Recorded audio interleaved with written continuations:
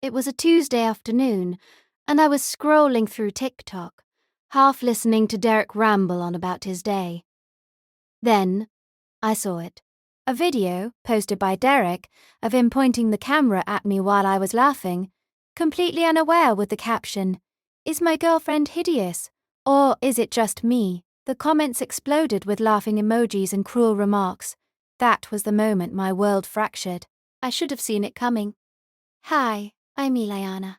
And if you're anything like me, you've probably had your share of relationship drama. I never thought mine would play out on social media for the world to see. But it did. And it was awful. Before I dive into this crazy story, I'd love to know where you're listening from. Drop a comment below and let me know. I'm so curious to see where everyone is tuning in from. The first few hours were a blur. I remember the sting of tears, the burning shame, and the disbelief that someone I loved, someone I thought loved me, could be so deliberately cruel. I didn't say a word to Derrick. I just packed a bag, grabbed my keys, and walked out. My first instinct was to go to my brother, but I knew he would be furious and confrontational, and I just couldn't handle that. Instead, I drove to Amara's apartment. Amara has been my best friend since middle school, and she always knows how to make me feel better, or at least provide a safe space for me to vent. "What happened?" Amara asked, her eyes full of concern as she pulled me into a hug. I showed her the video. Her face went from concern to anger in a split second. "That absolute jerk," she exclaimed. "I'm going to leave a nasty comment." "Please don't," I said, grabbing her arm. I just need to be here for a bit." I ended up staying at Amara's for 3 days. 3 days of ignoring Derrick's frantic calls and texts. 3 days of replaying every moment of our relationship, searching for the red flags I had so conveniently ignored. And there they were, glaring back at me like neon signs. The subtle digs at my appearance, disguised as jokes. The way he always seemed to need validation from his friends, even at my expense. The times he'd brushed off my feelings as overreactions. One incident in particular stood out. It was my birthday last year, and Derrick had planned a surprise party. Everything was perfect, until his friend Jake made a comment about how I was punching above my weight with Derrick. Derrick had laughed it off instead of defending me. I remember feeling a knot of hurt tighten in my stomach, but I told myself I was being too sensitive. Now, sitting on Amara's couch, surrounded by empty pizza boxes and half-finished movies, it all clicked into place. The TikTok video wasn't an isolated incident. It was the culmination of months, maybe even years, of subtle manipulation and emotional neglect. Derrick's attempts to contact me escalated quickly. After dozens of unanswered calls, he started texting apologies, promises to do better, declarations of undying love. He even showed up at my brother's apartment, begging him to tell me to talk to him. My brother, bless his heart, told him to get lost. Then came the public apology. A long, rambling Instagram post, filled with tearful selfies and promises of self-improvement. It was nauseating. My phone blew up with notifications. Friends, family, even acquaintances were tagging me, offering support, and condemning Derrick. I appreciated the sentiment, but it felt like everyone was inserting themselves into my pain. I just wanted to be left alone to process what had happened. The constant attention, the endless stream of messages, it was all too much. I felt suffocated, trapped in a digital echo chamber of my own humiliation. I muted notifications, deactivated my social media accounts, and retreated further into Amara's apartment. One evening, while Amara was out getting groceries, I decided to check my email. Among the usual spam and bills, there was an anonymous message. The subject line simply read, "The truth." Intrigued, I opened it. The email contained screenshots of a group chat between Derrick and his friends. In it, they discussed the TikTok video in detail. It wasn't a spontaneous act of cruelty, as Derrick had claimed in his apology. It was planned. They had discussed the best way to provoke me into breaking up with him so he could be with someone else. And then I saw her name, Adriana. Adriana was a girl Derrick had known since high school. She was everything I wasn't: outgoing, confident, and conventionally beautiful. I had always suspected he had a thing for her, but I dismissed it as jealousy.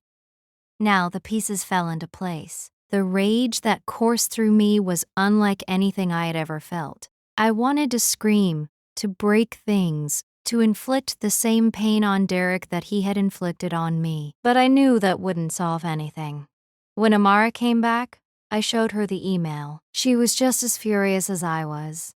"Okay, that's it," she said, grabbing her keys. "We're going to go confront him." "No," I said, shaking my head. "I need to do this myself, on my own terms." The next morning, I drove to Derrick's apartment. He looked surprised to see me, but also relieved. "Eliana," he said, reaching for me. "I'm so sorry. I didn't mean it. Please, just give me another chance." "I know about Adriana," I said, my voice cold and steady. His face paled. "What are you talking about?" I showed him the screenshots. He didn't say anything. He just stared at the screen, his face a mask of guilt and shame. "I can't believe you would do this," I said, my voice trembling slightly. "To plan something so cruel, so deliberately hurtful. I don't even know who you are anymore." "Eliana, please," he begged. "I messed up. I made a mistake. I swear, it won't happen again. It's over, Derrick," I said, turning to leave. "We're done. But I love you," he shouted after me. I stopped at the doorway and turned back to face him. "No, you don't," I said. "You love the idea of me, the idea of being with someone you can control. But you don't love me, and I deserve better than that." I walked away, leaving him standing there alone and defeated. For the first time in weeks, I felt a glimmer of hope, a sense of freedom. I knew it wouldn't be easy. There would be more tears, more sleepless nights, more moments of doubt and regret. But I also knew that I was strong, I was resilient, and I was capable of building a life for myself, a life free from his manipulation and cruelty. That evening, I decided to do something radical. I unblocked Derrick on social media. I wanted to see if he would stick to his lies or if he would reveal the truth. Sure enough, within minutes he had posted another apology, claiming that he was still deeply in love with me and that he would do anything to win me back. I screenshotted the post and sent it to Adriana, along with a simple message. "Just thought you should see this." Then I blocked Derrick on all platforms, for good. A few days later I received a message from Adriana. I was hesitant to open it, unsure of what to expect. "Hey, Eliana," she wrote. "I saw your message. I'm so sorry about what happened. I had no idea he was planning any of that, or that he was even with you when he started flirting with me. He told me you guys had been broken up for months. We ended up talking for hours, sharing our experiences with Derrick. It was cathartic, like a weight being lifted off my shoulders. We realized that we had both been victims of his manipulation and lies. I can't believe we both fell for his act," Adriana said. "It's not our fault," I replied. "He's a master manipulator. But at least we're free of him now." In the aftermath of the breakup, I decided to focus on myself. I started exercising, eating healthy, and spending time with the people who truly loved and supported me. I reconnected with old friends, took up new hobbies, and rediscovered my passion for photography. I had been considering enrolling in a digital marketing certificate program for months, but I had always put it off, thinking I didn't have the time or the money. Now, with Derrick out of the picture, I realized that there was nothing holding me back. I applied for the program and was accepted. To celebrate my newfound freedom and independence, I threw a party at Amara's apartment. It was a small gathering, just my closest friends and family, but it was exactly what I needed. We danced, we laughed, we shared stories, and we toasted to new beginnings. For the first time in a long time, I felt truly happy. As the night drew to a close, I stood on the balcony, looking out at the city lights. A sense of peace washed over me. I had survived the worst thing that had ever happened to me. I had emerged stronger, wiser, and more resilient. I realized that Derrick's cruelty had inadvertently done me a favor.